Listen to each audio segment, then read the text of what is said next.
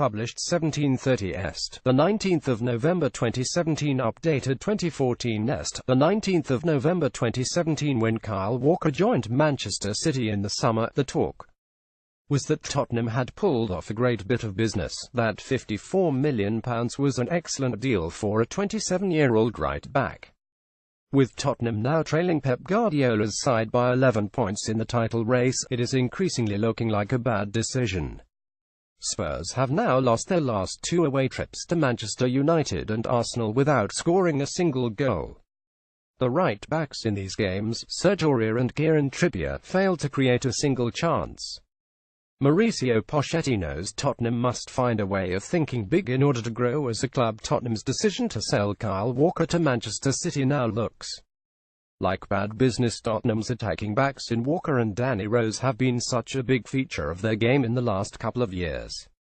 Trippier and Ben Davies are very good players who have done well this season, but they do not offer the same attacking threat. Spurs may have one of the best young squads in the country, but the club's mentality has not changed since I played for them 13 years ago. Chelsea were hammered for letting Nemanja Matic join a direct rival in Manchester United, but when Walker went to City, it was seen as a shrewd move for Tottenham. Regardless of whether Mauricio Pochettino and Rose have fallen out, Tottenham cannot afford to lose another star wing-back. Kieran Trippier has done well filling in a right-back, but he isn't at Walker's level this summer. Europe's biggest clubs in Europe will be circling to buy Harry Kane and Dele Alli. If Rose is allowed to leave, it gives his teammates a reason to move elsewhere, too. Walker's former teammates will know how much money he is on at the Etihad, and there is a danger that this promising team will be broken apart. Pochettino, too, will wonder what he can achieve at Tottenham if the best players are sold. Pochettino's away record against Spurs' top 6 rivals now reads 1 win in 17. That is not good enough. Unless Spurs can adopt a big club mentality, they cannot be considered title contenders.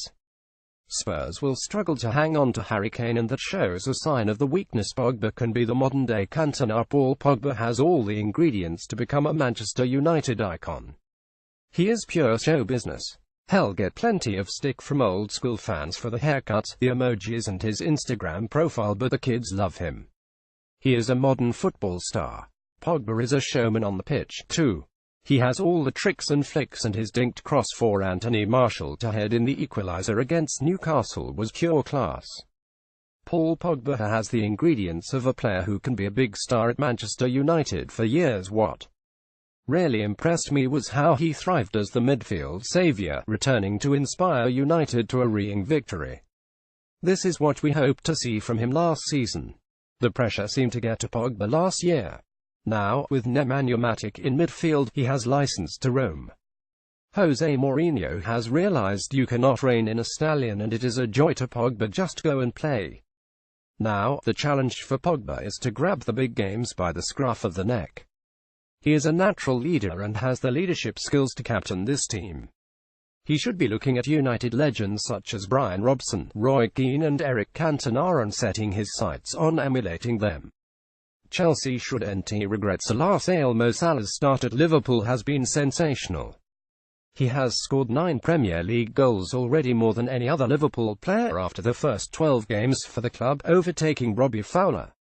When he left Chelsea, Salah must have questioned whether he was good enough to play at the top level. After thriving in Italy, he has returned as one of the most exciting forwards in our league. 3 high-profile ex-Chelsea players scored on Saturday: Salah, Romelu Lukaku and Kevin De Bruyne. The club have been criticised for letting them go, but De Bruyne, now the Premier League's best player, can be their only real regret. Would Antonio Conte trade Eden Hazard and Alvaro Morata for Salah and Lukaku? And let us not forget that Chelsea have won the title in 2 of the last 3 seasons without this trio. Mo Salah continues to get better and better in front of goal for Jurgen Klopp's Liverpool. Jamie Redknapp's Premier League team of the weekend. Having suffered my fair share of injuries, I know the pain Callum Wilson will have experienced in the last couple of years. I'm delighted that he marked just his 2nd league start of the season with a hat-trick for Bournemouth. Before doing his cruciate in both his knees, Wilson was being talked about as a future England star. Now, he needs to remain injury-free and keep showing his undoubted talents. Callum Wilson has had his fair share of injuries, so it was great to see him bag a hat-trick. They really should build a statue of Sean Dyche at Turf Moor. After the great start, Burnley only need 5 more wins and a few draws to book the place in the Premier League next season. They are on the same points total as Arsenal, and Sunday's showdown between the sides could be a shootout for a place in the top 4. All this has been achieved after losing 2 key players in Michael Keane and Andre Gray. Everton have looked at Marco Silva and Sam Allardyce to replace Ronald Koeman, but Dyche is staring them in the face. Dyche may be wondering for how much longer he can keep Burnley punching above the weight. Reputations can change quickly in the Premier League, and chances to manage a club of Everton's stature do not come along that often. But look at it this way: would you swap an outside chance at European football for another relegation battle? It is actually quite surprising that nobody at Burnley has thought of a Sean Dyche statue yet. That graft starts now for Watford. Wonder, I wish I had been blessed with the unique talent to drift past defenders that Richarlison possesses. The Brazilian dazzled in Watford's win over West Ham, and with the right application, he can reach the very top. Cristiano Ronaldo became a great player through his dedication as well as ability. He was the last man on the training pitch and in the gym. I see real promise in Richarlison now. He's got to put in the hard yards. Richarlison, signed from Fluminense in the summer, has shone for Watford so far this season.